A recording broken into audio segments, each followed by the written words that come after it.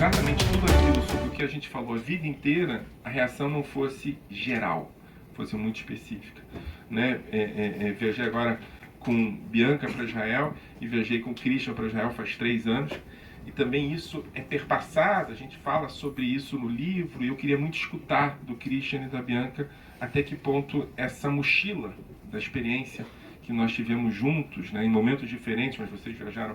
O Christian foi basicamente nos lugares que você foi anos antes, a Bianca foi nos lugares que você foi anos depois, com perspectivas diferentes, né, Christian? Eu estava brincando que o grupo da Bianca era um grupo religioso, o que produziu em nós, que levamos a Bianca um retorno à dimensão religiosa. Enfim, eu acho que é muito legal a gente conversar. Eu queria muito escutar da Bianca e do Christian e de vocês também. E obrigado por vocês terem vindo no sábado de manhã. E para os que são de Shabbat Shalom, Shabbat Shalom.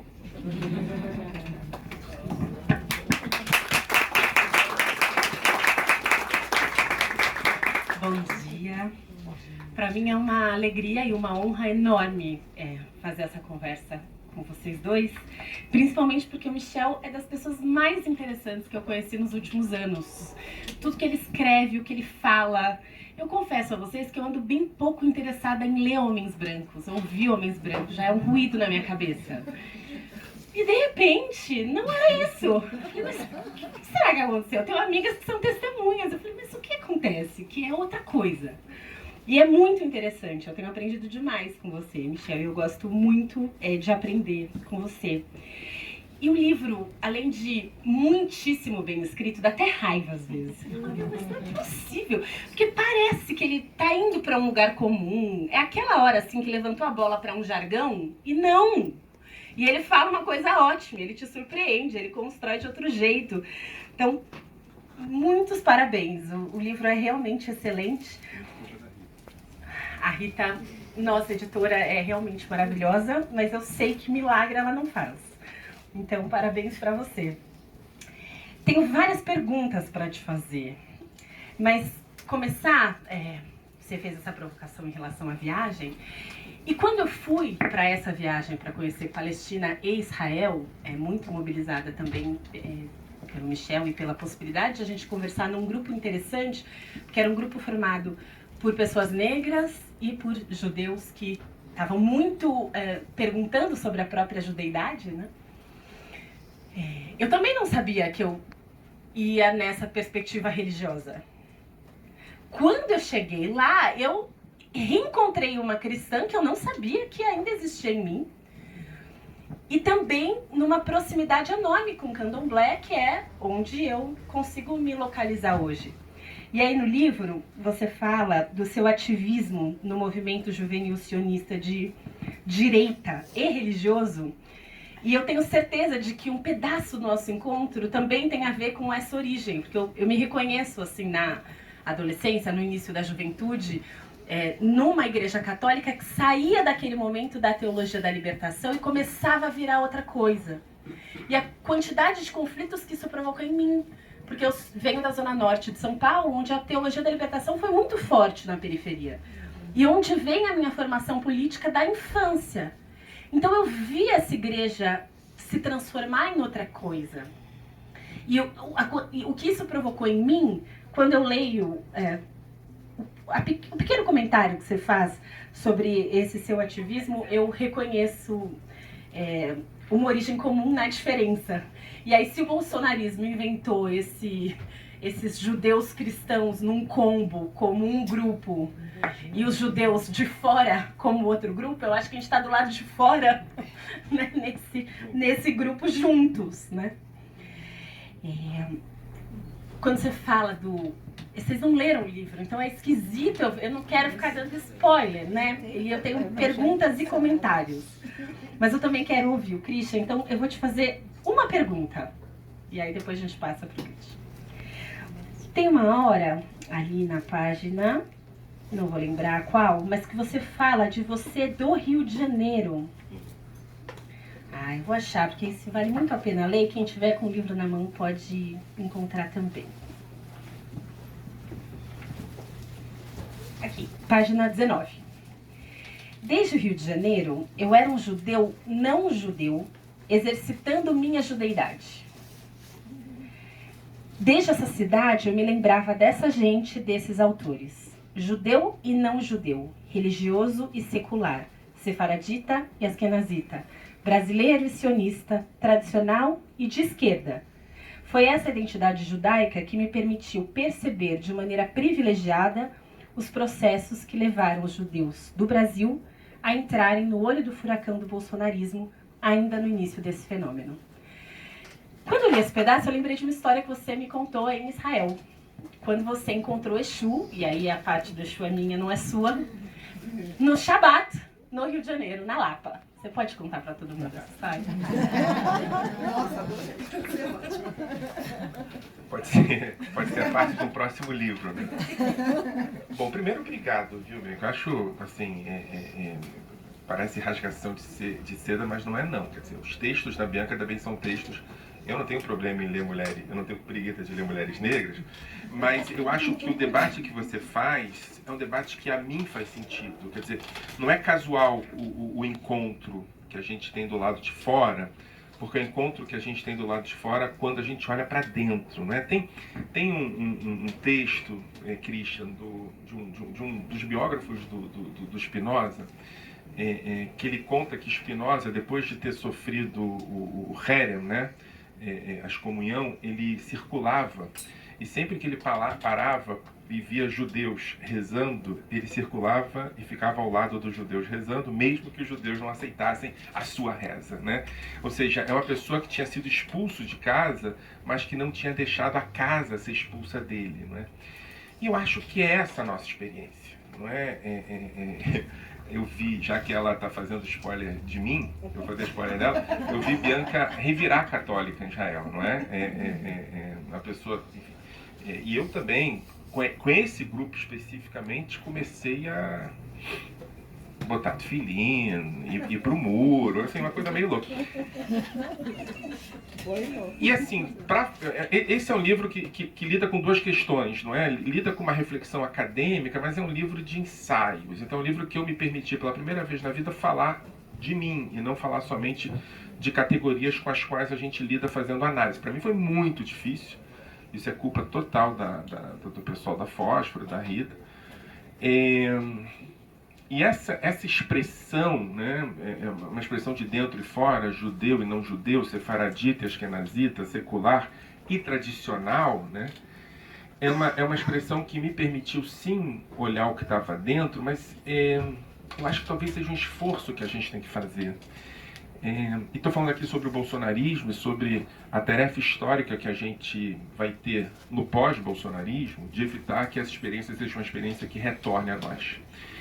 E eu acho que um dos elementos fundamentais é não aceitar ser expulso, né? Não aceitar se desalfabetizar do judaísmo, ou do cristianismo, ou das referências com as quais a gente nasceu. A gente tem direito a elas. A gente nasceu e constrói a nossa identidade a partir delas. E a necessidade que as pessoas têm de nos excluir não é a nossa necessidade de ser excluído. A gente tem que resistir e manter a dimensão da judeidade, no meu caso, mas no seu caso, seja dessa dimensão cristã da teologia da libertação, ou uma dimensão católica mesmo da experiência. Assim, não estou falando de dimensão religiosa não, né? Ou pelo menos não religiosa institucional, estou falando da experiência de estar junto. E essa história que eu, infelizmente, contei para Bianca, eu contei para pouquíssima gente na vida e nunca ninguém contou em público. Mas é uma história no sentido weberiano mágica. Eu respeitei Shabat durante, sei lá, 30 anos da minha vida, né? E em um momento específico eu decidi sair no Shabat, né? Por um motivo que Deus provavelmente vai perdoar, que era o show do Racionais no Rio de Janeiro. E para quem conhece o Rio de Janeiro, e eu estou vendo aqui gente que conhece, ficava ali na Lapa, o show, no lugar chamado Fundição Progresso. E é claro que eu não conseguia entrar no show, cheguei tarde, estava cheio, não sei o quê. E a gente... eu estudava no Colégio Pedro II, eu falo sobre isso no livro também, e a gente conhecia um porteiro do Fundição Progresso, a gente esperou, quer dizer, eu já não estava mais no Pedro II, mas a gente esperou o porteiro chegar e foi comer ali numa pizzaria, que chama Pizzaria Guanabara, que ficava na Praça da Lapa. Eu e uma amiga da universidade, Carla Verônica, que não era judia, mas compartilhava comigo das questões de judeidade, porque era uma católica que tinha virado candomblessista, uma conversa parecida. E de repente eu estou lá comendo batata frita no Shabat, e eu escuto uma voz dizendo: "Ô Rabino, ô Rabino", e eu discretamente coloquei a mão na cabeça para ver se por acaso eu tinha esquecido de tirar a kippá. E eu não estava de kippá, falei, putz, então não é comigo, né? E aí eu vejo um dedo nas minhas costas falando assim: "É com você mesmo, Rabino". E o que eu... De novo, é um pouco difícil contar essa história, porque é absolutamente surreal, mas aconteceu. E aí eu viro para trás e é um senhor negro com a camisa aberta no peito, descalço, e ele começa a falar comigo em Yiddish. E eu não entendo Yiddish. E eu falei, eu não entendo Yiddish. E ele não falou em hebraico eu entendo. Ele olhou para a cara da Carla, no fundo do olho da Carla, e começou a falar comigo em inglês, e ela não fala inglês. E ele me dá um esporro em inglês, porque eu estou no Shabat, não só no Shabat, mas eu estou no primeiro dia de Elul, né, que é um mês, enfim, um mês que você tem que fazer arrependimento, se preparar para Rosh Hashanah Yom Kippur, para o Ano Novo Judaico. Mas enfim, o que eu quero dizer para vocês é que ele me dá um esporro religioso, né? E aí no meio da coisa eu falei assim, cara, mas quem é você? Então ele falou, sou amigo aquele cara da Lapa,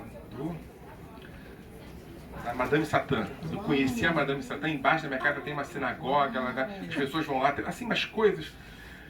Terminou aquela história, não rolou o show do Racionais, o cara pegou a batata, comeu a batata e sumiu.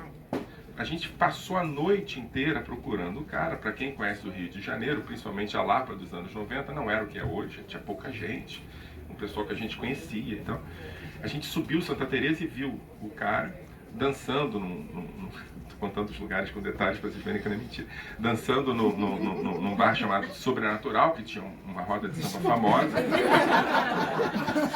Não tinha nada contra. E aí, eu pensei, cara, a gente está te procurando o tempo todo, e o cara não me reconheceu, né? O cara, quem é você e tal, e estava lá dançando e tal. Bom, essa história eu contei para poucas pessoas, né? É claro, eu contei para o rabino da minha época, Rabino Boita, Rabino Ortodoxo, tal. Ele falou assim, não, isso é por causa do Rosh Chodesh, Elul, etc e tal. E anos depois, há pouco tempo atrás, eu contei para a Bianca. E o diagnóstico da Bianca foi mais convincente, né? Falou, é Exu, né? E eu acho assim, só brincando um pouco com essa reflexão, Bianca, eu acho que esse lugar mesmo que me fez reconhecer, a gente pode falar sobre isso depois, né? As coisas com as quais eu lido melhor, que são textos e categorias sociológicas. Estou muito feliz. Mas eu acho que, em algum sentido, né, a dimensão não só da racionalidade, que me fez escutar, por exemplo, o Olavo de Carvalho falando sobre um autor que eu conhecia, que ninguém conhece, né? O Casarões, não sei se já foi embora, mas ele estava aqui. Eu liguei para o Guilherme Casarões, professor da GV, falei, cara, você conhece o Antelman? Você se lembra, Casarões? Stuart Antelman? E aí ele falou, não conheço. E eu acho assim,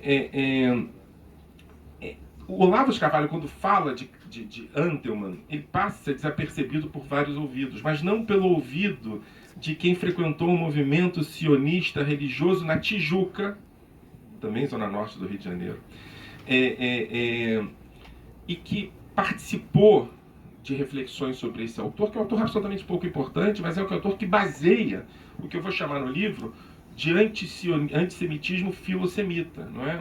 Profundamente antissemita. Tem conspiração judaica, a conspiração judaica é feita pelos caras de esquerda, etc, etc. Isso não passou desapercebido por mim porque eu conheci esse cara. Né? Enquanto o cara fala de Antelman, eu falo, caraca, Antelman é o cara que eu escutava no Bnei Akiva quando eu tinha 15 anos de idade. E eu acho que a possibilidade de escutar Exu ou de escutar alguém pedindo, isso que é o mais louco de tudo, né? Porque você falou que foi Exu e o Rabino falou que foi... Agora, não tem problema, porque os dois falaram a mesma coisa. Os dois falaram, olha, tem alguém te dando... Eu acho que também essa possibilidade de eu estar... Desculpa de usar esse termo nesse contexto, mas estar numa encruzilhada identitária, que é uma encruzilhada identitária que eu falo assim, que eu estou percebendo o Exu, que eu estou percebendo o Rosh Chodesh, que eu estou percebendo o Shabbat, e que eu estou percebendo a conversão de setores da comunidade judaica ao nazismo brasileiro.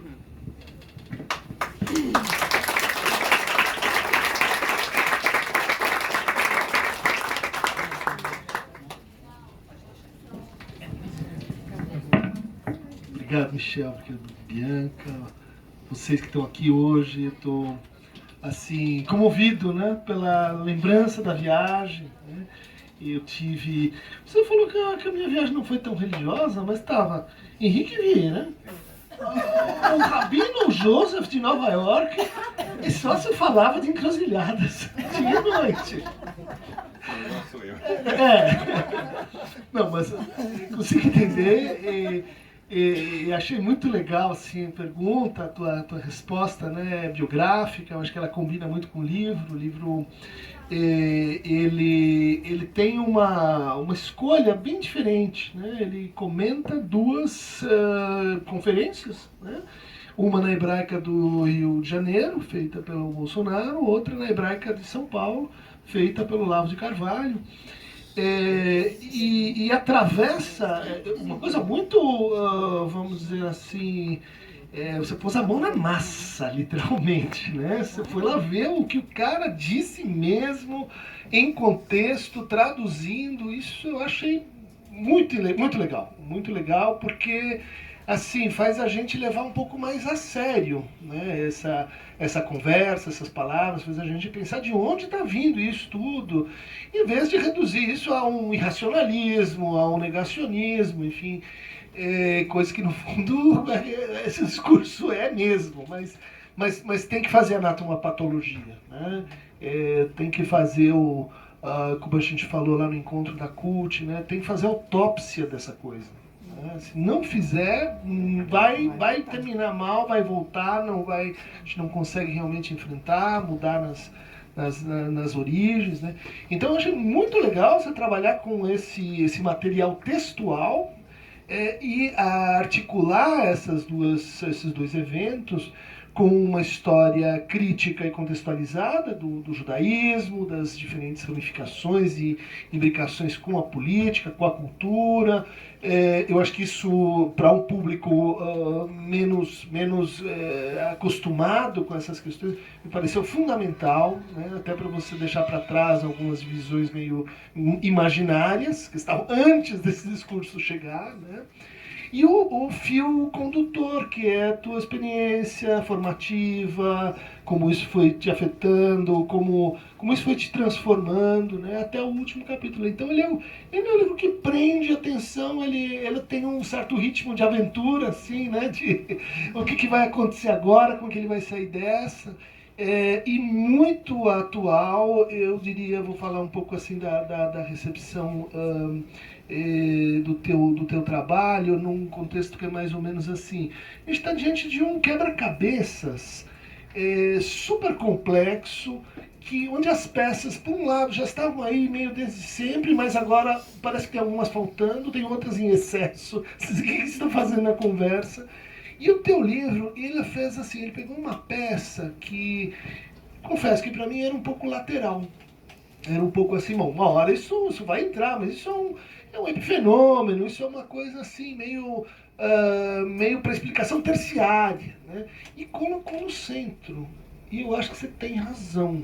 Eu acho que isso, quando a gente faz isso, muda tudo, né? Porque todo o resto tem que encontrar uma outra volumétrica, um outro gramática de relações, né?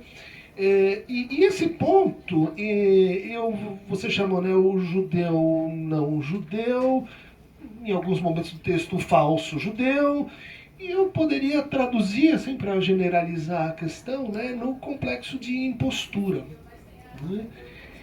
Que sempre me pareceu assim, olha, isso faz parte da conversa, mas isso é meio retórico, isso é apendicular em relação a... Nós temos um programa, então a gente tem que demonizar o adversário, então a gente fala que o adversário não é sério, e ele é falso, e ele é enganador. Me parecia muito mais importante a ideia, por exemplo, né, do lulista enganador, do que do pseudo-intelectual, né?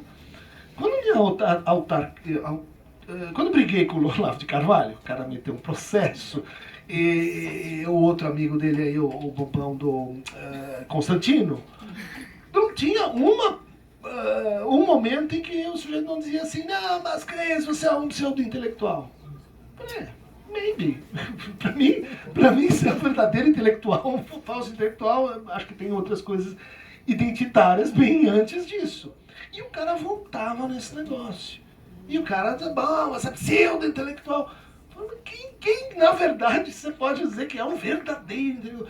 Lendo o teu livro, isso fez assim. Claro, porque ele está inventando pseudos-identidades o tempo todo. Ou seja, ele não está falando comigo. Não é para abalar meu narcisismo, ele está falando com o público dele. E está dizendo assim, olha, gente, tem um monte de gente que parece gente, mas não é. Tem um monte de judeu que parece judeu, mas não é. Tem um monte de... mas não é. E essa vacilação identitária, a gente olhando para trás, ela estava na origem do fenômeno, né?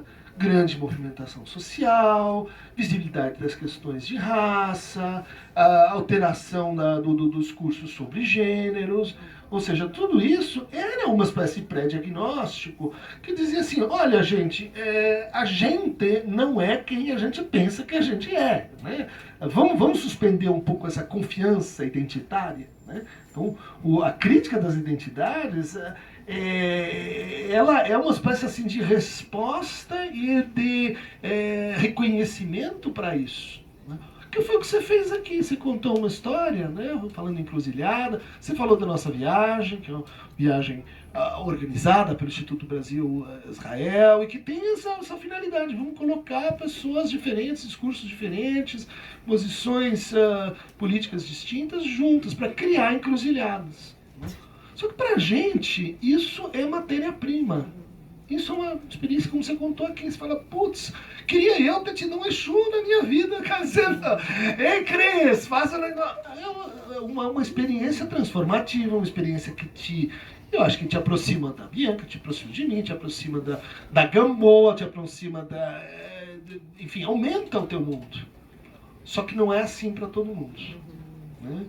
E tem muita gente que a hora que você disser assim, você não é na vida um padre médico policial que está contribuindo para a sua boa parte, para o nosso quadro social, e ele vai dizer, não, meu Deus do céu, então meu mundo caiu, porque eu não sei mais quem eu sou, né? Essa é a matéria-prima do bolsonarismo, do olavismo. E eu confesso que essa junção não discursiva, você faz um trabalho de análise de discurso, você vai lá e mostra como são versões da mesma coisa, né?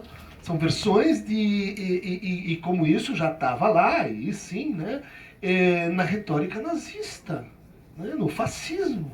A gente teve um grupo de trabalho sobre fascismo e bolsonarismo e ninguém viu isso. Olha, a gente tem várias associações, né? Quer dizer, perseguição de sexualidades divergentes, criação de inimigos, industrialização, desumanização, mas esse ponto específico estava meio assim. Sabe aquela coisa mais óbvia que você não vê porque é o mais óbvio, né? Que é essa... Olha, tem verdadeiros alemães e falsos alemães. Quem é que nós vamos chamar de falsos alemães? Escolhe aí, ciganos, comunistas, os mesmos sempre. E esse negócio, assim, no no teu trabalho, que você vai para o Alterman, né? Ganha uma dimensão muito importante para essa conversa que a gente às vezes faz mal, acho, né? Que é de como isso é algo, primeiro, cosmopolita, global, mundial, que não é um fenômeno brasileiro. Né? Quer dizer, é um fenômeno onde a brasilidade tem que ser posta em correlação com essa exploração, né? Essa apropriação das crises de identidade e do complexo de impostura. Né? Quer dizer, então, quando você diz assim, olha, você toma cuidado com ele, porque ele não é o que ele parece, ele é um impostor. Tudo que você disser a partir desse momento não entra mais, porque você é um impostor. É um pouco assim, aquela teoria, vamos dizer assim, dos anos 60, né, da ideologia como desmascaramento. Só que reapropriada pela direita. Eu vou desmascarar você, eu vou desmascarar você também. E por que o argumento reverso não funciona? E aqui vai a primeira pergunta para você. Por que você vai devolver isso para aqueles que já estão se sentindo desmascarados?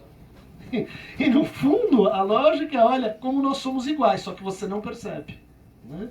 Olha como você está numa crise de identidade igual a minha, só que você não percebe. Você acha que você é intelectual, é isso, aquilo, é negro, branco, mulher, trans e assim por diante. Então essa que a gente chama, né, a pauta moral, por que a pauta moral ganhou tanta precedência sobre as outras pautas, é porque ela não é uma pauta moral. Né? E aí que eu queria te colocar, porque essa pauta é a pauta do neoliberalismo. Né? Tem os verdadeiros, né? E acostume-se ao que é ser flexível, a ser substituível, a ser expulso. Né? Dizer, você não é dos nossos. Né? Então essa flexibilização inicial da identidade, ela serve para depois produzir segregação em nome da produção. O que você... Bom, primeiro que quando eu era pequeno eu imaginei talvez ter uma mesa para discutir o livro que eu escrevi com o Christian e com a Bianca, né? Um negócio espetacular. O Christian falou da viagem, que foi uma loucura essa viagem. Assim, realmente estava lá o pastor Henrique Vieira, nosso deputado federal eleito. Tem coisas boas em 2022 também. E aí o debate realmente foi um debate religioso, mas não foi um debate religioso a partir do encontro de religiosos e não religiosos. Até o próprio Omar tinha um debate religioso, né? Mas o que aconteceu nessa viagem de mais louco foi que a gente inventou um campo de estudos. A gente fez uma conferência em Haifa que produziu um campo de estudos que hoje existe, que é o campo sobre o judeu imaginário, né? Foi a primeira... E foi, olha, gente, foi a melhor conferência que eu já participei, porque as coisas aconteceram diante de nós, assim, tudo foi muito interessante. O Christian apresentou, o Henrique apresentou, não sei se você se lembra da apresentação do Henrique. Que foi filho, eu perdi a cabeça. todo mundo foi muito provocado. Alguns perderam a cabeça e outros não. O Henrique deu um esculacho no rapaz ali, que até hoje o cara deve estar tonto, né? Mas o teu esculacho também o cara deve estar tonto. Agora, você sabe, Christian, um pouco tentando responder a sua questão, esse livro tem um nome, né? Ele se chama O Não Judeu Judeu. Ele é uma brincadeira ou uma homenagem a um outro livro que foi muito importante para mim na minha formação como judeu, que é O Judeu Não Judeu. Livro que eu achei, eu conto isso no iniciozinho do livro, numa biblioteca justamente do Bnei Akiva, do movimento sionista de direita que eu participei a vida inteira, e li o livro. O livro começa com um conto do Talmud. E aqui eu queria começar a resposta. A primeira resposta é o seguinte: o judeu imaginário, o judeu que nos exclui, o judeu que nos desapropria, porque acho que esse que é o termo, e não só se apropria do judaísmo, mas ele desapropria o judeu do judaísmo, é um judeu muito vinculado, esse não judeu judeu, à Bíblia. E nós todos, judeus do Brasil, temos mais relação com a Bíblia do que com o Talmud. E ao contrário da Bíblia, o Talmud é um debate aberto. Não é uma narrativa histórica, é um debate aberto, é um debate sobre temas quentes e aberto. E um dos contos que o Deutscher conta é a história de um sábio do Talmud, Ben Abuya, que foi considerado pelo Talmud uma figura complexa. Ele é tratado como Aher em hebraico, o outro. O nome dele não é citado, ele é citado como outro. E ele tem uma visita ao rabino dele, o rabino Meir. Essa visita é contada pelo Deutscher, e os dois estudam Torá juntos. E o Aher chega para o Deutscher e fala assim, chega para o Meir e fala assim, o rabino Meir é o grande rabino da Gemara do primeiro século. É o cara, tá? Do Talmud. Ele chega pro rabino Meir e fala assim, rabino Meir, até aqui você pode ir, a partir daqui você não pode ir porque hoje é sábado e eu tô de cavalo. Você não pode sair da cidade. Eu posso sair da cidade. Ele fala assim, até aqui você pode ir e eu posso seguir. O desejo do Deutscher, para não falar outra palavra, que era um judeu ortodoxo, era continuar com Aher. E ele ficou com muita raiva, porque com 14 anos de idade ele voltou com o Rav Meir. Durante anos, eu pensei que esse era o desejo certo, de continuar com Aher. Mas quando eu escrevo esse livro, eu fico pensando outras questões. Primeiro, o que significa tratar alguém como outro? Não é só excluir, mas é lidar com a alteridade de uma maneira que a alteridade tem o que ensinar a você. Não se esqueça, o Aher, o outro, vai estudar Torá com o sábio da Gemara. O outro é trazido para dentro. A segunda questão, isso está na Gemara, para vocês não falarem que hoje é Shabbat e eu não estou falando alguma coisa sobre religião.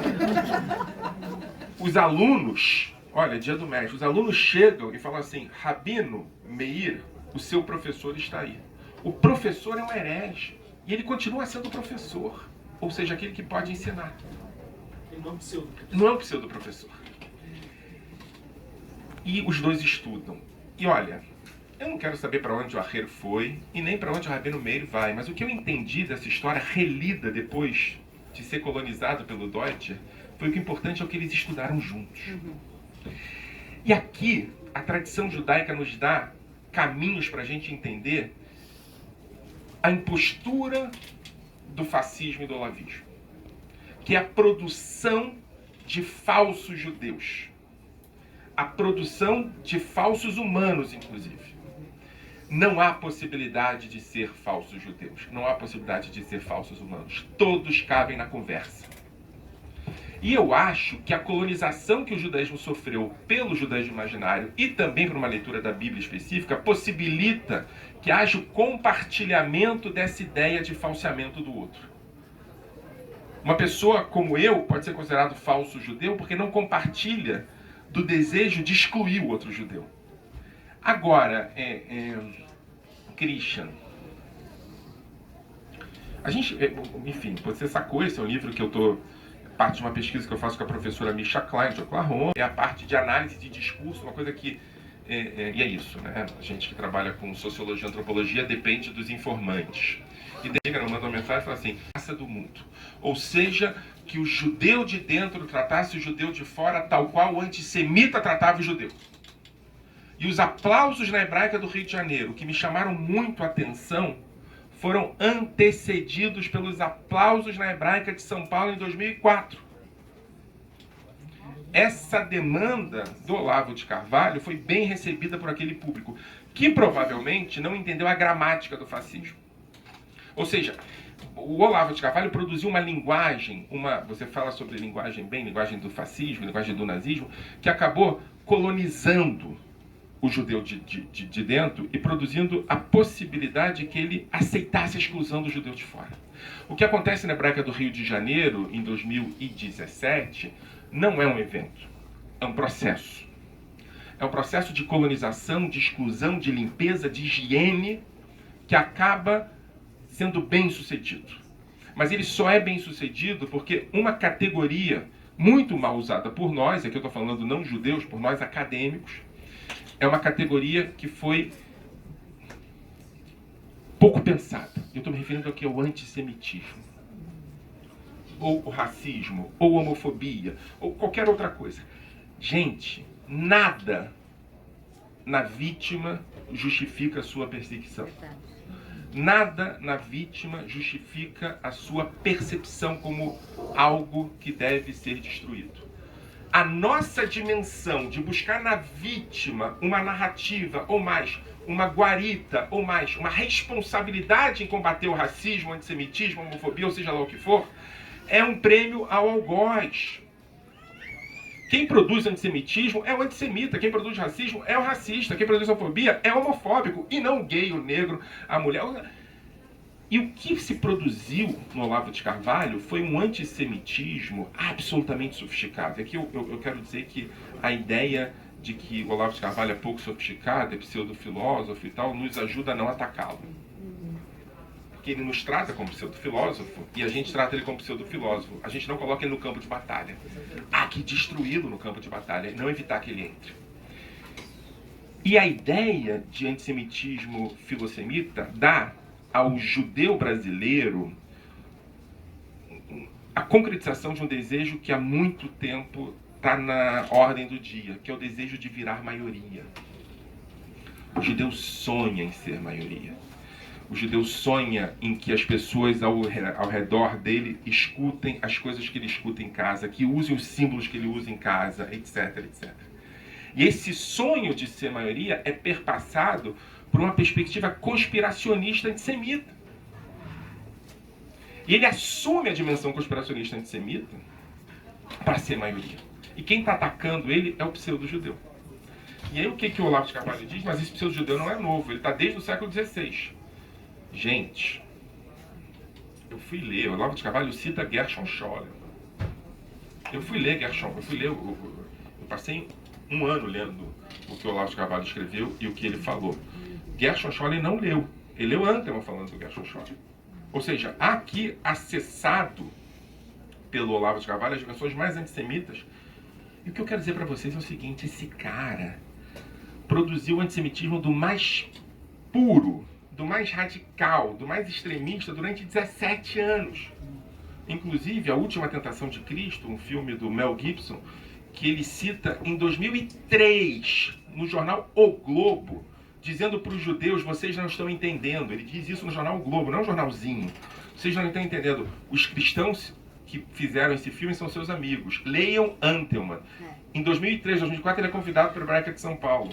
De 2004 a 2017, vocês vão ler no livro, ele cita o que há de mais antissemita cruel em aulas, em debates, em textos. Antissemitismo mesmo, conspiracionismo mesmo, só que o judeu, que é o inimigo, somos nós, não os judeus de direita. E durante 13 anos, um bar mitzvah, esse cara cita, fala, expõe. Vocês vão ler, tá tudo aí. Eu decidi colocar essas questões para poder ilustrar o discurso. E o Olavo de Carvalho não é acusado de antissemita. Não foi cancelado pela comunidade judaica. Ao contrário. E mais do que isso. Enfim, só para adiantar um pouquinho, desculpa ter falando muito, mas no discurso da Hebraica do Rio de Janeiro, eu brinco que o Bolsonaro não tem capacidade de um discurso coerente, não tem mesmo. Vocês vão ver isso na Hebraica do Rio de Janeiro. Ele começa falando, por exemplo, do Anselmo Góes. Mas não é que ele fala do Anselmo Góes alguma coisa. Começa o discurso assim, ó. Anselmo Góes, né? E fala uma coisa que não dá para entender, né? Não dá para entender. E ele fala outras coisas e tal. Mas, de repente, a gente começa a entender, né? São o que eu chamo, citando o Salins, né? Ilhas de razão no meio de caos. E as ilhas de razão do Bolsonaro são referentes ao discurso do Olavo. Ou seja, aonde eu consigo entender o que o Bolsonaro está falando é exatamente o que o Olavo falou em 2004 na Hebraica. É o mesmo discurso. Eu vou dar um exemplo. Bolsonaro falou no clube judaico que tem raças boas e raças ruins. Sim, sim. Falou que tem raças boas e raças ruins. E falou, inclusive, quais são as raças boas. São os japoneses e os italianos. As raças ruins são os haitianos, os chineses, venezuelanos. São as 3 raças ruins. Durante 1h30, eu quero que vocês entendam o seguinte. Eu vou repetir, tá? O atual presidente do Brasil citou num clube judaico que nas categorias sobre raças, há raças boas e raças ruins. E foi aplaudido. A parte do negro pesar como arrobas é parte desse discurso, foi logo depois. Mas antes disso ele fez uma... Qualquer pessoa que estuda em escola judaica sabe que esse discurso de raças boas e raças ruins tem um endereço claro. Mas mais do que isso, durante 1h30, num clube judaico, Bolsonaro não cita a palavra judeu. Sempre que ele vai dar exemplos bons, ele fala de italianos ou de alemães. Não fala de judeus. E japoneses. Não fala de judeus. Eu acho que... Enfim, eu acho isso.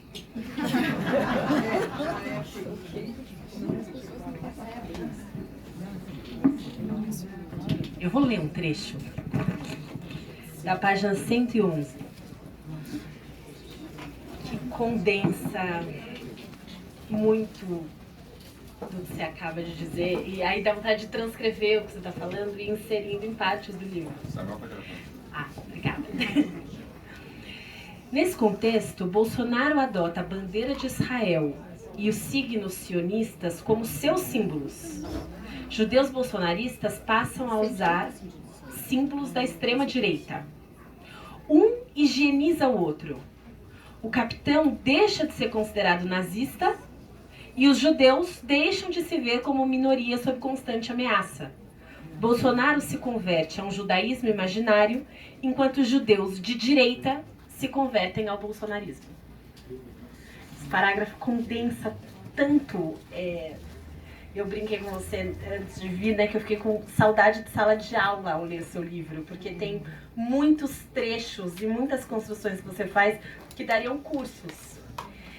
E deixa eu ler o título da tese da Sueli Carneiro. Eu não sei se você conhece a tese da Sueli, mas eu fiquei com muita vontade de colocar a tese da Sueli em diálogo com a sua discussão sobre o outro. Porque o título da tese eu nunca sei, tá? Porque é igual o seu não judeu. Mas o seu foi mais fácil de eu decorar. A da Sueli, o título da tese dela é A Construção do Outro como Não Ser como Fundamento do Ser. Então, a tese da Sueli sobre racismo, e ela está falando sobre o racismo antinegro do Brasil, é a constituição do sujeito branco a partir da negação do outro que não é sujeito. Então, assim, não sei se alguém está precisando de ideia de pesquisa, mas colocar vocês dois numa conversa vai nos ajudar muito a entender o tamanho do desafio que a gente tem para enfrentar. O resultado da eleição do dia 30 é muito importante para entender como a gente vai enfrentar o desafio, mas vai ser desafiador também, mesmo a gente ganhando no dia 30, vai ser muito desafiador. E as nossas categorias analíticas não têm dado conta. Eu estou muito feliz de hoje participar dessa conversa com vocês, porque tudo que vocês têm trazido dá ideia, faz pensar, mobiliza a gente para um lugar de buscar novas formas de compreensão. Eu participei essa semana de um debate acadêmico, desses que se chamam de altos estudos, que assim, eu não sei em que país as pessoas vivem, ou sobre o que elas estão falando. E aí uma pessoa ao final fez uma pergunta, e alguém assim, muito bem formado em ciência política, pós-doc, que me perguntou assim, se a gente não tinha muito a comemorar agora, depois da eleição do Legislativo. Tudo bem, a gente teve o Henrique Vieira, a gente acabou de comemorar, mas é óbvio que a gente não tem nada o que comemorar na eleição do Legislativo. Então, tem nova... A gente precisa de mais categorias, e o livro do Michel me parece. E aí é maravilhoso que seja um ensaio, que seja curto, que seja tão bem escrito, que a gente fique preso, porque nos provoca para pensar coisas que a gente ainda não pensou. E aí o maior elogio que eu vou te fazer hoje é dizer que ao ler a sua primeira pessoa, eu lembrei da Bell Hooks. Porque não é uma primeira pessoa desconectada do sentido analítico, social. É uma primeira pessoa do plural, que ensina para todo mundo aqui sobre a própria identidade, sobre essas identidades múltiplas que nos conformam. Mas tem um erro no seu livro, na página 37, aí eu vou chamar de erro, que você fala do impedimento da Dilma. E foi golpe. Tem que mudar. Tem que mudar. Foi golpe. Eu fico pensando, e assim, Christian, pensando no que a Bianca falou, no final do livro eu digo sobre o desespero de um governo nazista, ou pelo menos com perspectivas nazistas muito claras, e a preocupação de setores da comunidade judaica na banalização do nazismo, quando se chama ele de nazista, né? E eu acho que um dos elementos fundamentais disso tem a ver com a falta de compreensão da tradição intelectual brasileira em estudo do nazismo. E eu acho que a psicanálise ajuda mais do que a história e a sociologia, né? Porque a história e a sociologia estão buscando coerência, estão buscando agenda, estão buscando ideologia. E o nazismo não é isso. O nazismo é ressentimento, o nazismo é falta de coerência, o nazismo é vontade de destruição. E o nazismo, fundamentalmente, aqui citando Benjamin, é política como estética, né? E como religião, estética, religião como elemento barroco, né? Os símbolos mais do que os conteúdos são tirados, os símbolos ficam, né? E eu acho que esse é um dos nossos desafios, Bianca, não só não comemorar, mas saber com quem a gente está lutando. E a gente não está lutando com uma dimensão coerente. A gente não está lutando com pessoas que têm uma perspectiva de agenda política e ideológica definida. A gente está lutando com um exército de ressentidos. Olha, ontem no Datafolha teve um dado que, se amanhã eu conseguir convencer a faculdade a fazer um curso de extensão sobre fascismo, eu vou fazer o curso baseado nesse dado. Presta atenção nesse dado. 41% dos eleitores de Lula e Bolsonaro no segundo turno acham que a vida vai ficar melhor com o Lula. E 27% dos eleitores de Lula e Bolsonaro no segundo turno acham que a vida vai ficar pior com o Lula. Ou seja, grande parte dos eleitores do Bolsonaro estão votando no desejo de uma vida pior. É disso que a gente está falando. É disso que a gente está falando. A gente está falando em gente que está buscando a destruição, a morte e a dor. Agora, isso é fascismo. Fascismo não busca em dimensões ideológicas. Busca em ressentimentos e, desculpa a palavra, tesão pela morte. É disso que a gente está falando. E se a gente ficar esperando muros, aqui eu quero falar um pouco sobre a tragédia que é a educação do Holocausto no Brasil. Se a gente ficar esperando muros e chaminés para chamar de nazismo, a gente não está entendendo nada, e pior, a gente está sendo cúmplice desse processo de desumanização do outro. Desculpa, Michel, mesmo que tenha carro de gás. E aí aparece carro de gás e as pessoas se assustam. Ah, mas foi, como é que eles chamaram? Foi um exagero. É claro que a dimensão estética vai produzir câmara de gás. É claro que a dimensão estética vai produzir morte. É claro! Mas se não tem muro, e se não tem perseguição aos judeus, também não pode chamar de nazismo. Aqui eu tenho duas novidades. A primeira, o judeu do nazismo, tal qual o judeu do bolsonarismo, também é imaginário. Hitler não quer saber se você se considera judeu ou não. Hitler decide se você é judeu ou não. Tal qual Olavo. Primeiro ponto. Segundo ponto. Já tem vítimas judaicas. Só que não são os judeus que frequentam as sinagogas ou os lugares em que os bolsonaristas frequentam. Ou seja, não perceber o que está acontecendo é grave. Esperando que a gente esteja às vésperas do pós-bolsonarismo, pelo menos como presidência e não como fenômeno, porque o fenômeno não vai acabar no dia 30, nós temos que nos preparar para saber como lidar com isso, que é a experiência de pessoas serem colonizadas. Eu acho que esse termo colonizado é um termo importante. colonização, né? A ideia de você desapropriar, a ideia de você produzir vínculos com a estética e não com o conteúdo, de trazer aqueles vínculos com a estética para você e decidir quem está dentro e quem está fora a partir de quem está fora e não de quem está dentro.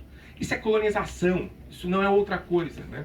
Então, assim, a ideia de que tem setores importantes da comunidade judaica colonizados pelo bolsonarismo significa, em última instância, que o nazismo andou 2 casas no Brasil e que, enfim, estou fazendo uma autocrítica, inclusive, tá, Christian? Pedagogia do Holocausto falhou no Brasil como não falhou em outro lugar do mundo. É uma tragédia. Concordo contigo, Michel. Mas diria também assim, por que a gente realmente não incorporou uma coisa relativamente simples até, de você traduzir em termos pedagógicos, de você traduzir em termos discursivos, que é a formulação Auschwitz nunca mais. Tá? Quer dizer, não sei o que é o bom, não sei se é norte ou sul, mas isso aqui não. Né? Ou seja, esse raciocínio, essa maneira de organizar a reflexão ética, né, a partir de um paradigma histórico, então vamos estudar o que foi, por que não foi, etc., né, que faz um convite à decifração desse acontecimento, né, e que o coloca como justamente um acontecimento que não pertence a ninguém. É porque não tem dono que ele pode pertencer a todos nós. Né? Quer dizer, foi o que veio por lá, por aqui, foi colonização, racismo, muita coisa junta. E que, no fundo, acompanhando aí alguns teóricos da Shoah, persiste porque não dá para se nomear. Não dá para você dizer, olha, tem esse nome e pertence a esse discurso, aquele outro. Ele é uma encruzilhada, mas é um outro sentido de encruzilhada. Bom, por que isso não acontece? Porque a gente não fez isso com o racismo, com a escravidão, a gente não fez isso com a ditadura militar. O último país a ter uma Comissão Verdade. E quando teve, veio o golpe. Eu fiquei muito tocado pela abertura do teu trabalho sobre os suicidas. Né? Falei, mas como é que nós vamos, no meio dessa confusão, voltar nisso? E foi uma percepção muito eficaz, muito acertada. E aí te digo também por um envolvimento duplamente pessoal, né? Quando eu era diretor do Centro Acadêmico da Psicologia, da USP, a gente decidiu renomeá-lo como Yari Avelberg, e fui falar com o Samuel, que você menciona, e a gente começou a se deparar com o fato de que a história não tinha sido contada.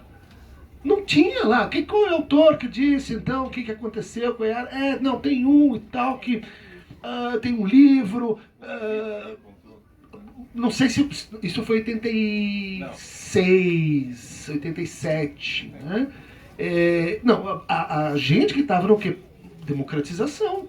Né? Vamos fazer história. Cadê o material? Não tinha, e não tinha por motivos de como você conta no livro, né? Se fosse fazer, era perigo. Se fosse fazer, era perigo dentro da, entendi, comunidade judaica. Né? Eu não sabia dessa história de que a companhia que cuida do enterro, da exumação, ela foi contrária à exumação até o último momento. O cara teve que ir lá, o advogado dizer, bom, não é um feriado judaico, pode fazer exumação. Né? Tem um filme que retrata isso, mas sem esse ponto, acho que não ficou tão claro, que eu me lembro no filme. Então, quando você volta lá, eu disse, mas isso vai... Onde que isso vai ficar no conjunto da história? Né? E depois você vai percebendo que o destino do Herzog, da Yara e dos outros suicidados, vamos chamar assim, ele é paradigmático. Para dizer, olha como existe aquele que dentro é o não judeu. Dentro do cemitério. Tem a parte, né, então virado para a parede, é aquele que a gente não... A gente enterra no limite, na borda, né? Ele tá indo para fora. Né? E por que a gente estuda os desaparecimentos dos corpos, que é uma estratégia parecida, mas o suicidado, ele é, no fundo, isso que você está agora falando, né, do tesão pela morte. Né? O gozo bolsonarista é fazer o outro se suicidar. Porque, vamos dizer assim, no fundo, esse da Covid, etc. e tal, eles escolheram assim, eles, de uma forma ou de outra, a vontade deles que se realiza nisso, eles que quiseram assim. E para isso você tem que fazer essa operação, né, que você conta também, de alinhamento do comunista com o vermelho, com o sionista, como você conta aqui na parte final, né? Por fim, devo dizer que o judaísmo diverso, contraditório, ambivalente, secular e religioso, cultural e político, liberal e conservador, askenazi, serafadita, sionista e não sionista, de uma só vez, aquele judaísmo com o qual tive contato na casa de meus pais na Tijuca. Ou seja, é a desconstrução desse alinhamento. Não tem isso, são aglomerações arbitrárias. O suicida, né, aquela pária, ela junta tudo isso. Né? Ele é o símbolo, vamos dizer assim, dessa necropolítica. Né? Queria te perguntar, a partir disso, o seguinte: você tem trabalhado isso, a gente viu lá em Israel, né? Agora aqui com a ideia do judeu imaginário, que é o colonizado, que é o inventado, né? Que é o mítico, que é o colonizador, né? Feito para criar essa divisão interna, vamos dizer assim, e o judeu real, que seria o judeu da história. Vamos olhar para a história e a gente vai encontrar o judeu real. Eu acho que sim, mas lacanianamente eu te perguntaria assim: será que não falta o judeu simbólico? Né? Quer dizer, claro, do ponto de vista da história, a gente tem a construção ali do impossível, onde a gente consegue dizer isso não mais facilmente do que isso sim. Não? Acho que não foi invenção, sei lá, da cabeça japonesa de alguém que foi uma coisa de outra natureza. Né? Mas teu encaminhamento, do ponto de vista lacaniano, ela diz assim: para reverter o bolsonarismo, a gente precisa trazer de volta os suicidas, trazer de volta e incluir bolsonaristas. Né? Aquilo, quando a gente começa a chamar as pessoas de seu bolsonarista, vai para lá, eles ganharam. Por mais que faça sentido fazer essa separação, eles ganharam. Porque é o suicídio que está em curso. Né? Então, vai para lá, não fala sua língua, você é um irracional, você está fora. Concordamos com a gramática do você está fora. Né? Agora, como é que você vai trazer para dentro? Né? Como é que você vai aceitar Bolsonaro no seu coração? Vai precisar além do judeu imaginário e do judeu real, você é judeu simbólico. Porque está escrevendo esse livro, dizendo é assim que faz. Bom, muita coisa, obrigado. Eu acho assim, tremeu minha mão quando eu fui teclar no início. Coisa que a gente tem uma aluna minha fazendo agora uma dissertação de mestrado sobre homenagens dos livros, né? E eu comecei a prestar atenção, né? E assim, a homenagem do livro é para Renata, entre parênteses René, e Milton, entre parênteses Menachem, que me deram regra e compasso. E para Maia e Lana, companhias na viagem. Eu achei importante colocar entre parênteses os nomes judaicos do meu pai e da minha mãe, porque eu acho que essa linha que você está chamando de linha simbólica, essa linha de que aqui você passa, a partir daqui você não vai passar, é uma linha que tem que ser colocada o tempo todo. Ninguém pode negar a minha judeidade. Não é? Ninguém pode negar a minha identidade judaica. Tem nome em hebraico, tem nome em francês, no caso da minha mãe, que minha mãe é uma judia do Líbano, francófona, e os nomes da minha geração para baixo são nomes já em hebraico que não tem tradução. É uma decisão que a gente está tomando. Dá os nomes que não precisam ter outros nomes em português. Os nomes são em hebraico. Eu conversei com Benedita da Silva, outra deputada reeleita, né? E ela me conta a importância que ela está dando ao diálogo sobre as mulheres negras evangélicas na luta contra o racismo. Né? E o diálogo a partir da narrativa sobre negritude de lá e de cá, né? E ela fala, se me desconsideram negra porque eu sou evangélica, essa é uma vitória dos evangélicos que também me desconsideram negro. Eu acho que esse é o diálogo que a gente tem que fazer. E é por isso que você falou da Sueli Carneiro, já quero marcar encontro, né? Porque eu acho que esses são os debates, não é? A ideia de eu aceitar, em algum sentido, a minha desconversão do judaísmo, porque afinal de contas ele é muito diferente daquele judaísmo bolsonarista, dá a vitória para o bolsonarismo que quer que eu assuma e abra mão do meu judaísmo. Suicídio simbolicamente. Esse é o debate que a gente tem que fazer, eu acho, né? Bolsonaro foi eleito falando o que ele falou na hebraica e falando que a escravidão não existiu no Brasil. Foi eleito. Então, eu quero que vocês entendam o lugar, quer dizer, do judeu e do negro, nesse lugar frágil de ambos, nesse lugar de ter que escutar isso, em algum sentido, perceber que há negros e judeus no Brasil, que isso não choca ao chegar no ouvido deles, né? Eu acho muito importante, mas eu queria dizer uma coisa. Cadê o Davi? Davi tá aí? A gente teve, eu e Davi, essa história, né? Como vocês sabem, eu sou de formação religiosa ortodoxa. Essa história do suicídio nunca desceu na minha garganta, porque em termos de alahá, de lei judaica, não há possibilidade de alguém ser enterrado como suicida nas condições dadas pela ditadura militar àqueles que supostamente se suicidaram, né? Não pode, não pode. E aí eu fui procurar, a gente tem um caso de um suicida no Brasil, judeu, que não só não foi torturado, como escreveu uma carta, disse que ia se suicidar, fechou a porta, tomou veneno e se suicidou com a sua companheira, que é o Stefan Zweig. Eu e Davi, está dizendo ali que não é, a Carla não, é do Rio, não veio para falar do Exu, mas Davi pode provar. A gente foi até o cemitério em Petrópolis, eu e Davi, e ele não está enterrado como suicida. E eu fui procurar uma outra questão, está no livro. Nenhum outro país da América Latina que sofreu ditadura enterrou um judeu como suicida. Esse é um caso tipicamente brasileiro, um caso de exclusão que não começa na Hebraica de São Paulo em 2004 e sequer começa com Yara Velberg em 1971. Começa já com as prostitutas, com as polacas, que também foram excluídas, não é, Annelise, que estudou isso na sua maravilhosa tese.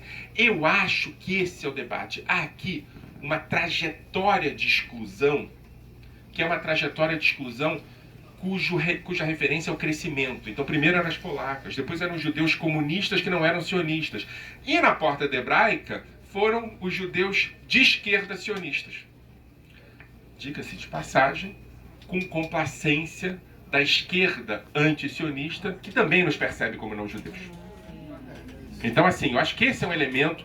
Olha, o movimento BDS, a extrema esquerda, tem que olhar para o que aconteceu nesses últimos 5 anos, em que pessoas como nós, não é, Beni e Maria, resistimos, reagimos, estivemos no cotidiano lutando contra o bolsonarismo, pagando contas pessoais grandes sobre isso, enquanto eles não precisavam das contas pessoais.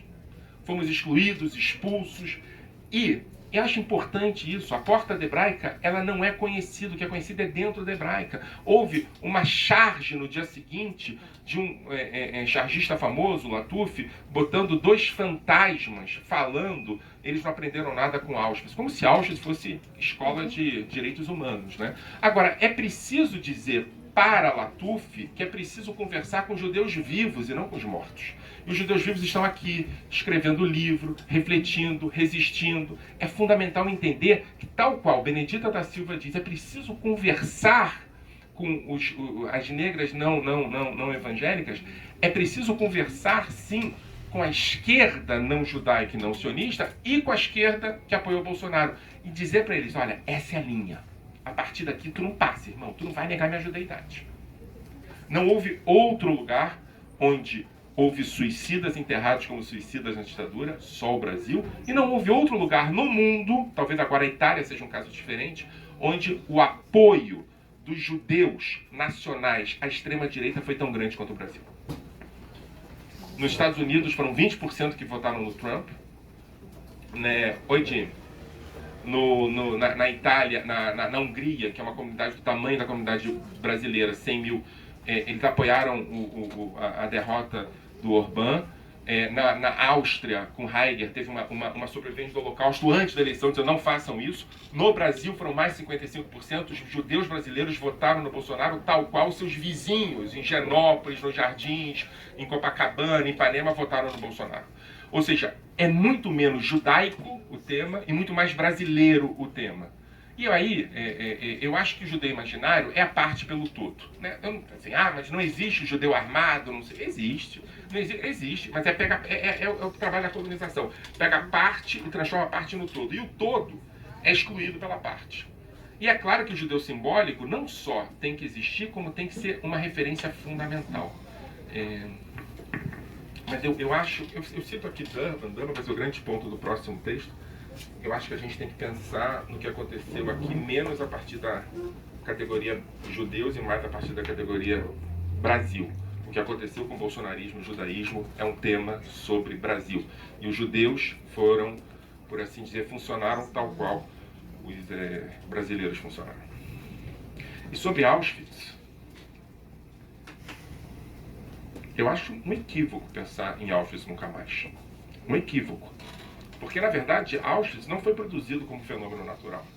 Auschwitz não surgiu como uma montanha pare, uma fábrica da morte. Quem produziu Auschwitz foi o discurso de ódio, um discurso civilizatório, um discurso de branquitude, um discurso de exclusão, que aconteceu em salões refrigerados nos anos 30 na Alemanha.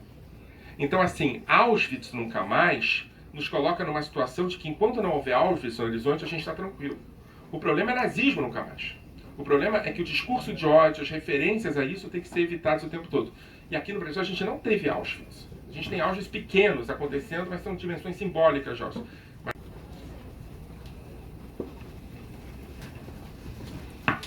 Desculpe. Eu acho que está na hora, né? Não, é coisa rápida.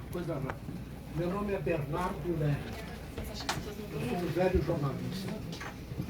E por acaso me candidatei a deputado federal pelo PT agora. Não vai. Eu só queria fazer um esclarecimento, não sei se eu não cheguei a ler o livro até o final, mas houve uma tentativa de trazer o Bolsonaro para a Hebraica de São Paulo. Eu, por acaso, naquela época, era o jornalista que fazia a revista da Hebraica. Eu só faço agora uma parte dela. E eu estava lá num determinado sábado, quando um cidadão chamado Jorge Leckmann, que nasceu em Dachau, né, me procurou e falou: Bernardo, a Hebraica vai ceder as instalações para uma conferência do Bolsonaro aqui.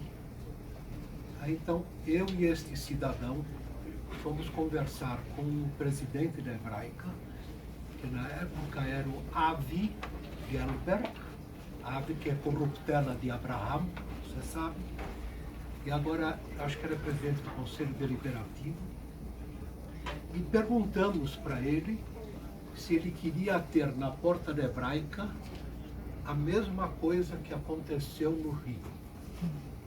Né?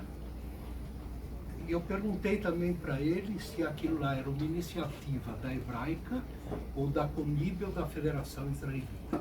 Ele disse que não, que ele foi procurado por algumas pessoas da comunidade, que eu imagino terem sido o Fábio Weingarten, o Nigri,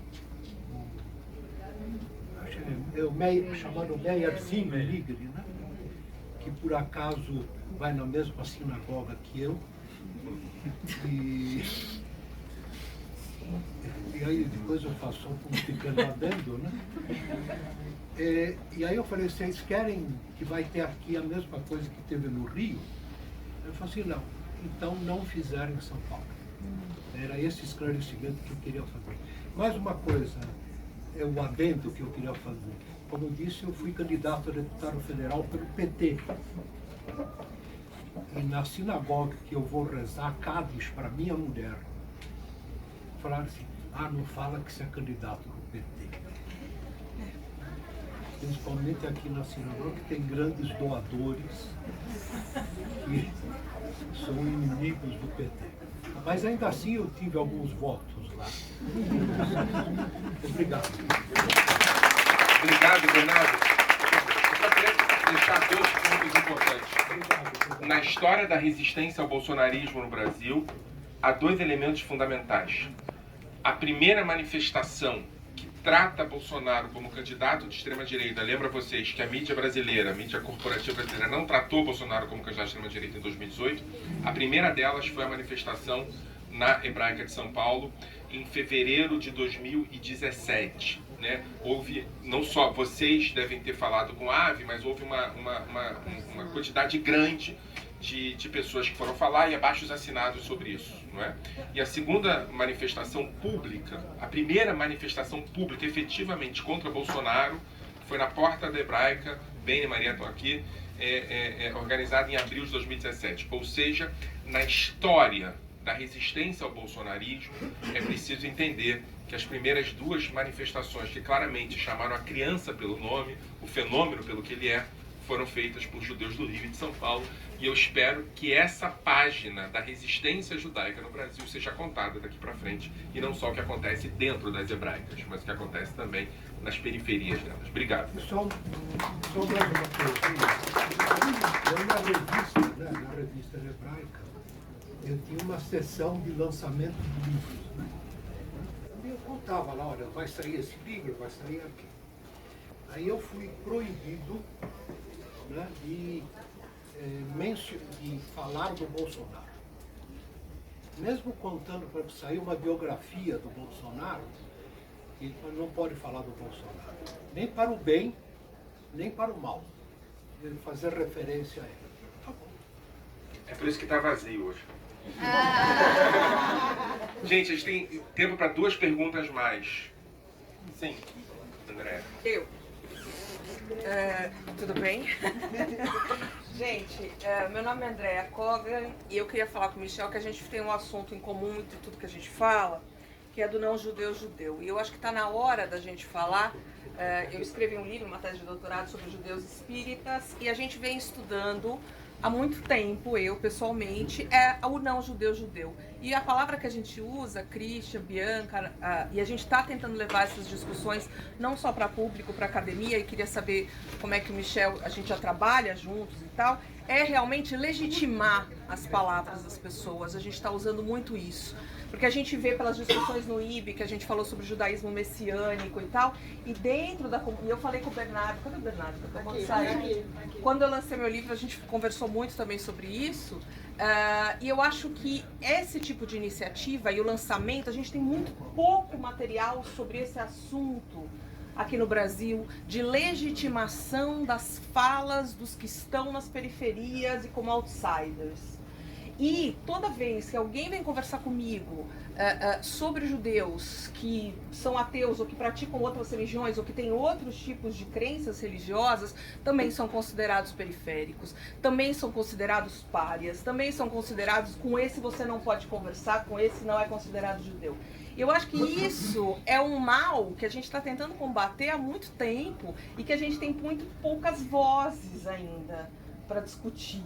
Então eu fico super feliz de pelo menos a gente conversar isso e dar voz a essas falas e a essas pessoas. Quer dizer, quantas pessoas falam para o Michel e quantas pessoas falam para mim no sentido de, poxa, agora eu tenho uma voz, agora você entende, agora eu sou compreendida, eu não sou sozinha.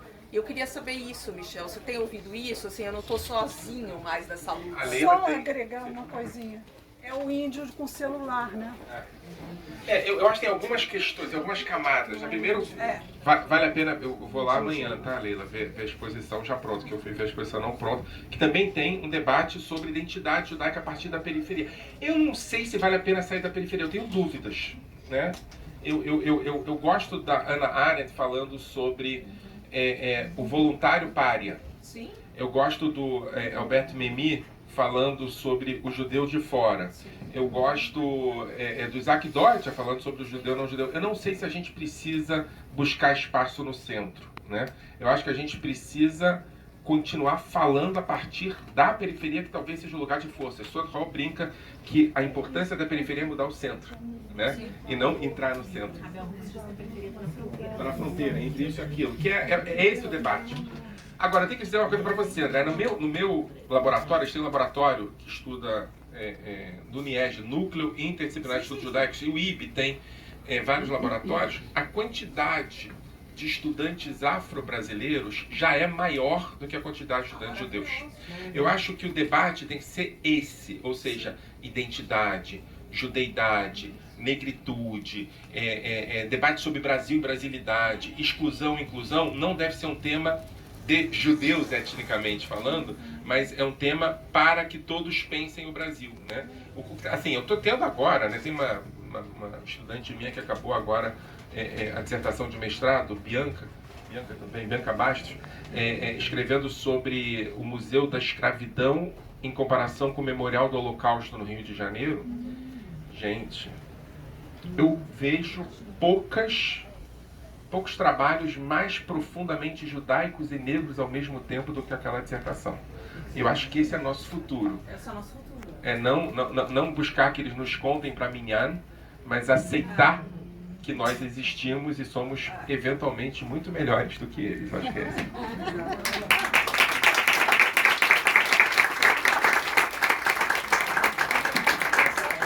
Da Praça Marielle Franco, que a gente viveu lá em Israel,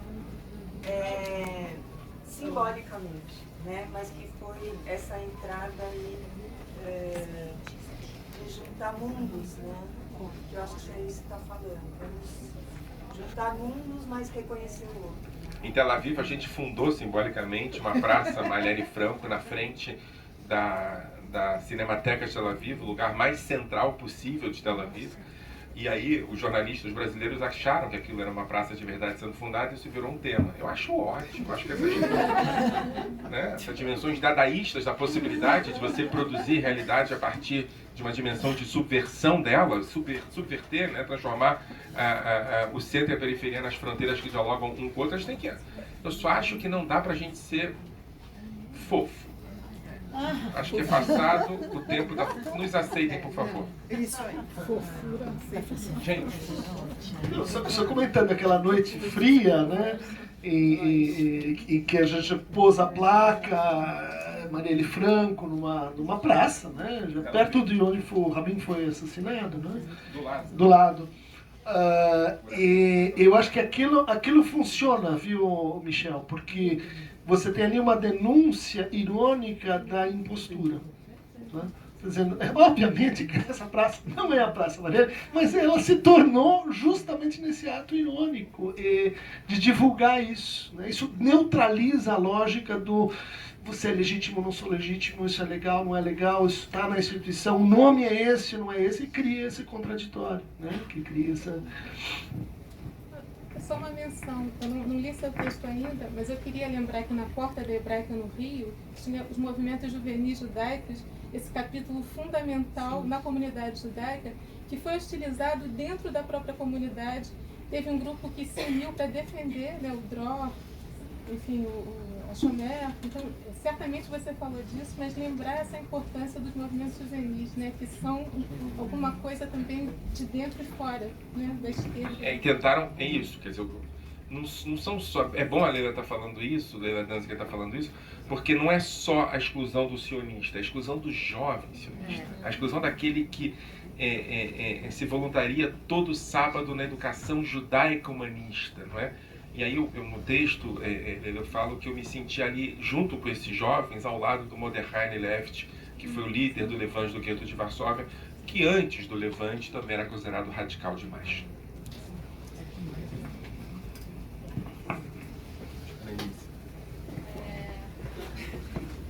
Não, acho que está para ouvir. Primeiro agradecer as falas de vocês, achei fantástico. Estou saindo daqui pensando em várias coisas. coisas, mas eu fiquei com uma questão, Michel. A gente acabou de falar sobre isso na aula quinta-feira, né? A respeito do tempo que a gente tem para reconstruir esse país ou para encontrar algum ponto de retorno, né? Nesse lugar onde a gente chegou. E aí você falou dessa importância, todos vocês, né? A gente está falando da importância do diálogo, da aproximação, de entender a diferença. Eu sou uma mulher negra na pesquisa escolar, você citou minha tese. Você sabe que eu passei em campo, você sabe que eu passei ouvindo críticas das pessoas e me questionando por quê e como assim. E eu fiquei pensando no caráter pedagógico disso que a gente está fazendo aqui e da sua missão de vida, Michel, que é fazer essas aproximações com as pessoas. O que a gente faz para encontrar eco fora dos nossos grupos?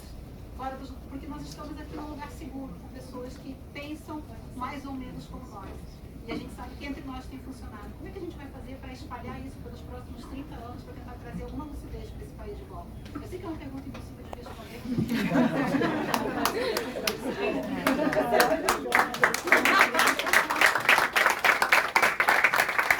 Annelise, eu trabalhei durante muito tempo num museu em Jerusalém chamado Museu On the Seam, né? Em hebraico é Museu na Latefer, que é Museu do Limite em português, que é um museu que fica entre Jerusalém Oriental e Ocidental, Jerusalém secular e religiosa, Jerusalém sefaradita e ashkenazita. É um museu que fica no meio do caminho, né? E até a possibilidade da gente produzir esse diálogo é que as pessoas viessem ao museu. E eventualmente as pessoas começaram a vir, né? Só que eu comecei a perceber que aqueles fora do que a gente chama hoje de bolha, mas que não era naquele, mas fora mesmo, sabe? Não vinham, né? E eu fui conversar com alguns antropólogos para entender como é que trazer o judeu ultra-ortodoxo para o museu, ou o palestino para o museu. Como é que você... E aí ele me disse o seguinte: olha, você tem que ir lá, né? Você tem que ir lá, conversar lá. Você está convidando ele para a sua casa, mas se você não tem coragem de ir à casa dele, ele não vai à sua casa. É uma troca de respeitabilidade, não é? O que eu quero dizer é o seguinte: o Bernardo falou que frequenta a sinagoga, não é? A gente está falando sobre, a Andrea falou sobre pesquisas. Eu acho que um dos pontos fundamentais, aqui eu não estou falando sobre judeus, não, estou falando sobre brasileiros. Nessa atual circunstância, eu sei que é difícil entender isso, conversei agora com o Christian sobre isso, mas a gente vai vencer as eleições para a presidência da República, tá bom? Assim, eu sei que é difícil entender, eu sei que a gente está no meio de um... Mas a gente vai vencer, a gente vai ter quase infarto, vai ser uma espécie de Biden 2, mas a gente vai vencer. Agora, em vencendo, a gente precisa de um processo do que na Alemanha, na década de 50, se chamou de desnazificação.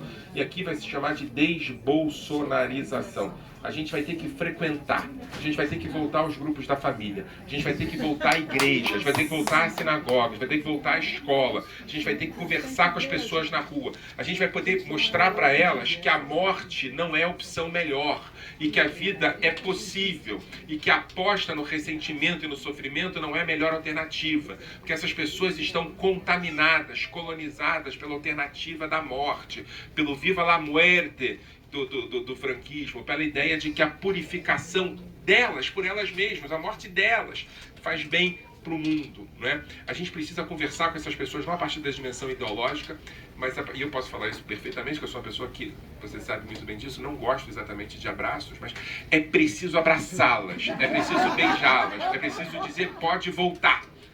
Se a gente não fizer isso, daqui a 10 anos, 5 anos ou 2 anos, a gente vai tomar um outro susto. É preciso sair do pedestal. É preciso frequentar. Não sei se vocês viram, o Lula teve no Complexo do Alemão. Eu tenho uma série de alunos do Complexo do Alemão na UFRJ. A UFRJ era uma universidade profundamente branca quando eu estudei nela. Eu fiquei 12 anos fora do Brasil.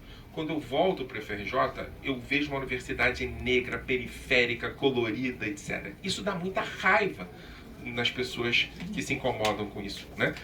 Não sei se vocês se lembram, mas o Brasil era um país onde todos os prédios tinham elevador de serviço social. A partir de 2002, 2003, os elevadores sociais começaram a desaparecer. A escravizaura era branca, até ela era branca. Eu acho importante a gente entender o tamanho da revolução, né? E pensando um pouco no Karl Polanyi, o tamanho da reação a essa revolução produzida por esses elementos da branquitude. Agora, por que eu estou falando isso? Eu estou falando isso primeiro para entender que a gente não pode recuar. Assim, Quando eu falo em abraçar, significa fazê-los entender e não convencê-los de que tudo bem, a gente pode abrir um espaço. Não tem que abrir espaço nenhum passo a mais, nenhum passo atrás, tá? Não vai ter mais gente que nega a escravidão no Brasil. Não vai ter mais empregadas domésticas sem direito, etc. Mas isso foi um parênteses. O que eu quero dizer é o seguinte: o rosto dos meus alunos, um dia depois do Lula ter visitado o Complexo do Alemão, os olhos brilhando deles eu não posso dizer para vocês o que é. E mais do que isso, a ideia de que o Lula ir no Complexo do Alemão significou, no discurso do Bolsonaro, que o Lula teve que negociar com traficantes. Ou seja, o Bolsonaro transformou o povo da favela em traficantes. A gente tem que aproveitar esses buracos que eles estão dando, entrar e abraçar essas pessoas. A quantidade, e assim, eu sei disso por causa das conversas com os alunos, a quantidade de tias, mães, avós que votaram no Bolsonaro. O Complexo do Alemão teve 50% de votos para o Lula no primeiro turno. 50%. Não foi, por exemplo, como a Rocinha, que teve muito mais votos para o Lula do que para o Bolsonaro. Foi meio a meio. Ali a gente vai ganhar os corações dessas pessoas que apostaram no ódio. Agora, isso tem que ser feito com muito cuidado, com muita sensibilidade, com olhar, mas, além disso tudo, sem aceitar dar um passo atrás. Tem que nos respeitar.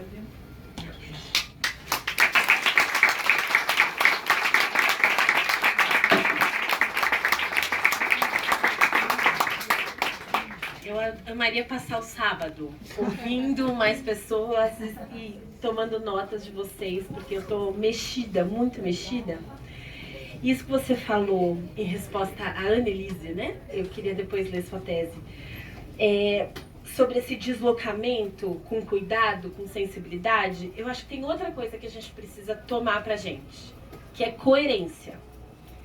Eu lembro da minha chegada às casas de classe média, que eu achava que era coisa de novela, não é brincadeira. Eu achava que só existia na ficção casa de classe média. Porque eu cresci numa Coab na Zona Norte de São Paulo e as casas que eu conhecia eram daquele jeito. Quando eu chego à universidade, que eu vou na casa dos meus colegas, eu pensei, gente, não é de novela. Isso existe de verdade. E aquelas casas que tinha gente feminista, de esquerda, que até tinha um debate sobre racismo, o jeito como as pessoas viviam não tinha nada a ver com aquilo que elas falavam. E eu me sinto migrante de classe, mesmo que seja uma coisa muito fronteiriça. E eu pratico um exercício diário dificílimo de não ter nenhum tipo de emprego doméstico na minha casa. Isso é muito difícil. É muito difícil ter 3 crianças, trabalhar, estudar, fazer ativismo, sem ter aquilo que a classe média julga fundamental. Que é ter alguém limpando a sujeira enquanto você faz aquilo que é importante. E aí eu lembro da Silvia Federici, uma autora feminista italiana que vive nos Estados Unidos, que fala sobre essa coerência. Enquanto a gente não compreender que aquilo que a gente consome, que as nossas práticas, elas dizem mais sobre nós do que os nossos discursos, vai ser muito difícil trocar uma ideia no Complexo do Alemão. Muito difícil. E tem um compromisso nosso necessário de enraizamento. E eu não sei se a gente tem condição de fazer. Eu amaria que a gente tivesse. E eu sei disso porque eu sou casada com um homem branco que teve empregada doméstica desde que ele nasceu. E até hoje é um horror. Sempre que a coisa aperta muito, ele fala, mas tem um jeito muito simples de resolver. Óbvio, o jeito muito simples de resolver é trazer uma mulher negra pobre pra dentro dessa casa. E não pode ser resolver do jeito simples. Tem que ser resolver do jeito complicado. E desculpa por constranger vocês, tá todo mundo me olhando com uma cara de constrangimento. Mas dá pra gente mudar práticas. Eu lembrei nessa conversa de muitas pessoas. Eu fiquei muito feliz também quando eu li sobre o Vlado e a Yara Yovelberg. E tem uma biografia da Yara, que foi publicada em 92. Eu fui dar um Google quando a gente estava falando, quando você mencionou. Judith, isso. E eu li na adolescência. Eu era uma adolescente que lia e obrigava as minhas amigas a lerem também. A Yara é uma referência muito forte para mim. Eu não sou judia, Mas a Yara me ajudou a constituir uma mulher de esquerda que quer construir um país onde todas as pessoas possam viver. Então, retomar quem nós somos a partir das nossas diferenças, mas nos reconhecendo, me parece que a gente está falando disso aqui, que é o que você escreveu no livro, e que é o Exu que você encontrou. E o Exu que eu só entendi, eu nunca tinha entendido direito, porque Exu era mercado. Porque Exu é muita coisa no candomblé, mas Exu é também mercado. Eu entendi que Exu é mercado em Jerusalém. Mercado, é o mercado, são as trocas, são os encontros, são as várias línguas, é a negociação, isso é Exu. E eu só entendi isso na Cidade Velha de Jerusalém. Aí eu falei, gente, Exu! Isso aqui tudo é Exu. E no Brasil eu nunca tinha entendido o que era Exu, porque eu não conhecia o mercado, eu conheci lá. E uau, como isso é forte. Uma autora também que eu lembrei nessa conversa é a Ruth Benedict. Não sei se alguém já leu. Ela publicou um livro que não sei se tem editora aqui, mas se tiver eu acho que vale muito reeditar. Porque em 1938, essa mulher judia, norte-americana, que era orientante da Ruth Benedict em Colômbia, veio para o Brasil estudar essa fantástica democracia racial. E ela encontrou o Brasil. E ela ficou aqui mais de um ano, Salvador, Rio de Janeiro. A história é maravilhosa e ela volta para os Estados Unidos e só publica em 47, só depois da guerra, um livro que chama A Cidade das Mulheres. E ela trata da questão racial e de gênero e se coloca também em primeira pessoa. É muito criticada por isso, mas isso aqui que a gente está falando, me parece que ela escreveu na década de 40. Então a gente precisa voltar a ler essa mulher, que eu conheci também pela Sueli Carneiro. E já passo a palavra para o Christian, mas uma outra pessoa de que eu lembrei muito nessa conversa foi a Oti Curiel, que é uma feminista que trabalha com a ideia de feminismo decolonial. Ela é da Costa Rica, mas ela é professora na Colômbia. E recentemente eu estive na Colômbia numa comitiva da Coalizão Negra por Direitos e a Oti falou assim, ó, cá entre nós, tudo bem o que a gente fala para o mundo, mas aqui entre a gente, foi muito importante nos últimos anos constituir uma identidade de mulher negra. A minha geração fez isso, porque a gente não tinha lugar, então a gente precisou inventar um sujeito político de mulher negra. Só que agora que a gente inventou esse sujeito político, que ele está consolidado, a gente precisa ir para jogo com mais sujeitos políticos. Então eu também fico muito feliz por estarmos aqui nessa conversa, lembrando também da Oti Curiel. Muito, muito obrigada pelo convite para debater seu livro maravilhoso. Vocês vão curtir muito. Obrigada também.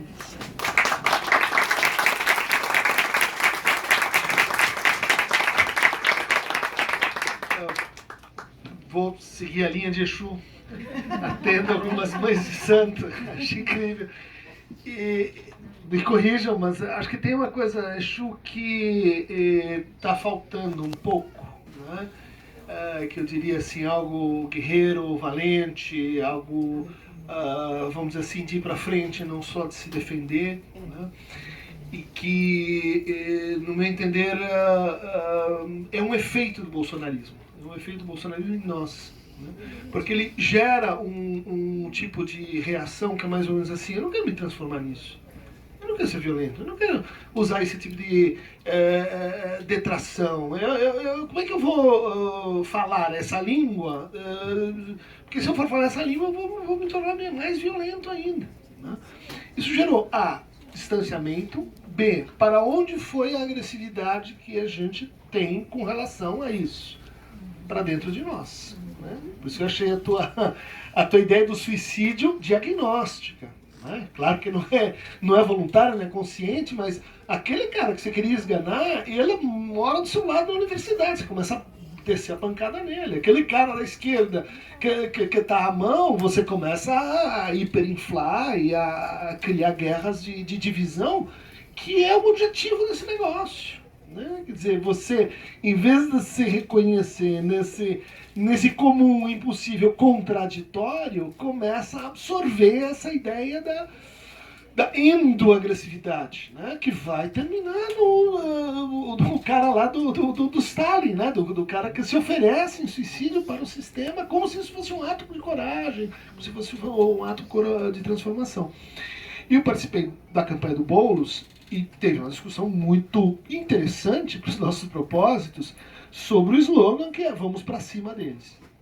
Porque a Vera, né, virou e falou, não, peraí, cima e embaixo é coisa ali, über alles, né, e Deus acima de tudo, vamos parar com a em cima e embaixo. Vamos inventar uma outra retórica, uma outra forma de falar.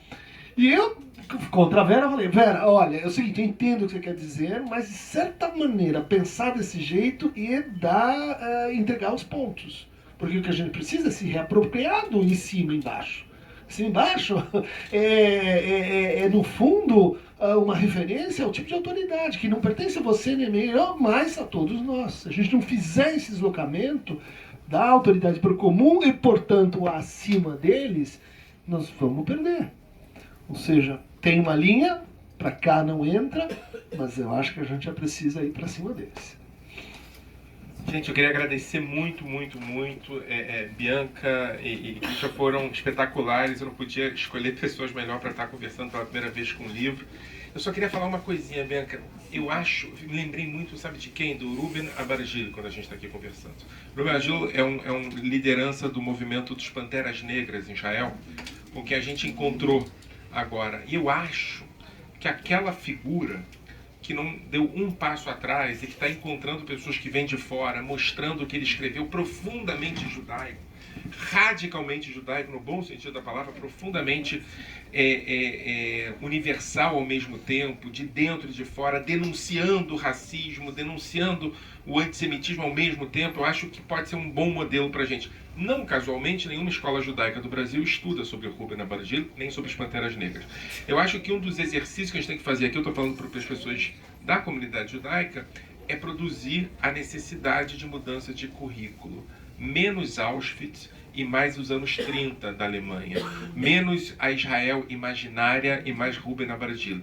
E eu acho que vocês dois têm razão. A gente precisa olhar de maneira radical para a realidade que está nos colocada diante de nós. É preciso não recuar e pedir coerência, sim.